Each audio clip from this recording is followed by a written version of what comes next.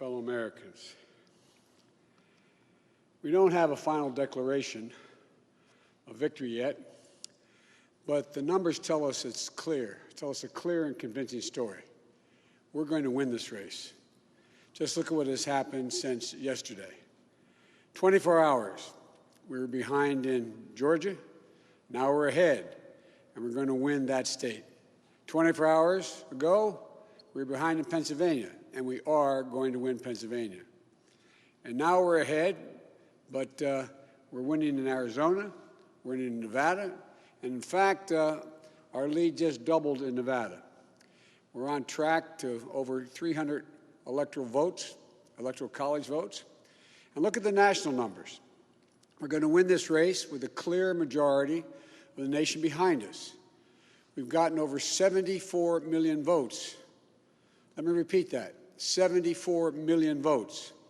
That's more than any presidential ticket has ever gotten in the history of the United States of America. And our vote total is still growing. We're beating Donald Trump by over 4 million votes. And that's a margin that's still growing as well. One of the things I'm especially proud of is how well we've done across America. And we're going to be the first Democrat to win in Arizona in 24 years. We're going to be the first Democrat to win Georgia in 28 years. And we've rebuilt the blue wall in the middle of the country that crumbled just 4 years ago.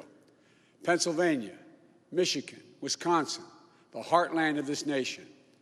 I know watching these vote tallies on TV moves very slow, and as slow as it goes, it can be numbing.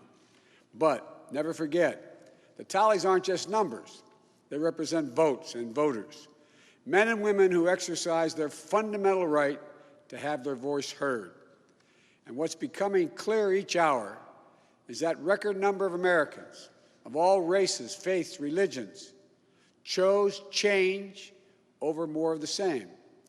They've given us a mandate for action on COVID, the economy, climate change, systemic racism. They made it clear they want the country to come together, not continue to pull apart. The people spoke, more than 74 million Americans, and they spoke loudly for our ticket. But while we're waiting for the final results, I want people to know we're not waiting to get the work done and start the process. Yesterday, Senator Harris and I held meetings with groups of experts on public health and the economic crisis this country is facing. The pandemic, as you also know, is getting more worrisome all across the country. Daily cases are skyrocketing, and it's now believed that we could see as many as 200,000 cases in a single day. The death toll is approaching 240,000 lives lost to this virus. That's 240,000 empty chairs, kitchen tables, and dining room tables all across America. We'll never be able to measure all that pain and the loss, the suffering that so many families have experienced. We know something about what it feels like to lose someone. And I want them to know they're not alone. Our hearts break with you. I want everyone to know on day one, we're going to put our plan to control this virus into action. We can't save any of the lives lost, any of those who have been lost, but we can save a lot of lives in the months ahead. Senator Harris and I also heard yesterday about how this recovery is slowing because of the failure to get the pandemic under control. More than 20 million people are on unemployment.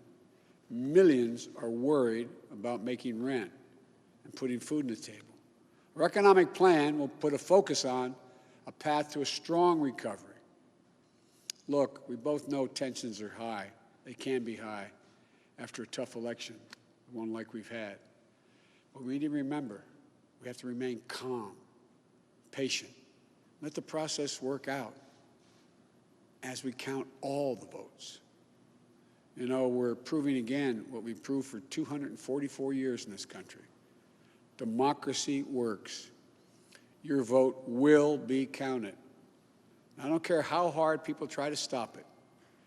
I will not let it happen.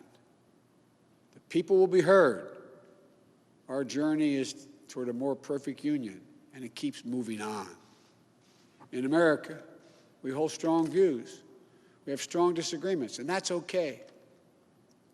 Strong disagreements are inevitable in a democracy, and strong disagreements are healthy. They're a sign of a vigorous debate, of deeply held views. But we have to remember, the purpose of our politics isn't total, unrelenting, unending warfare.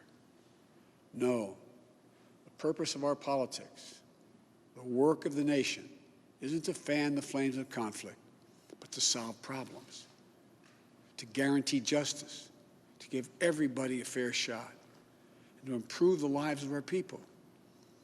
We may be opponents, but we're not enemies. We're Americans. No matter who you voted for, I'm certain of one thing. The vast majority of almost 150 million Americans who voted, they want to get the vitriol out of our politics. We're certainly not going to agree on a lot of issues, but at least we can agree to be civil with one another. We have to put the anger and the demonization behind us. It's time for us to come together as a nation to heal. It's not going to be easy, but we have to try. My responsibility as president will be to represent the whole nation. And I want you to know that I'll work as hard for those who voted against me as those who voted for me. That's the job. That's the job. It's called the duty of care for all Americans. We have serious problems to deal with, from COVID to the economy to racial justice and climate change. We don't have any more time to waste on partisan warfare. You know, and more than that, we have such an incredible opportunity to build the future we want for our kids and our grandkids. I've said many, many times, I've never been more optimistic about the future of this nation. There is no reason we can't own the 21st century. We just need to remember who we are. This is the United States of America. And there's never been anything we've been unable to do, unable to accomplish when we've done it together. I hope to be talking to you tomorrow. I want to thank you all, and may God bless you, and may God protect our troops. Good night.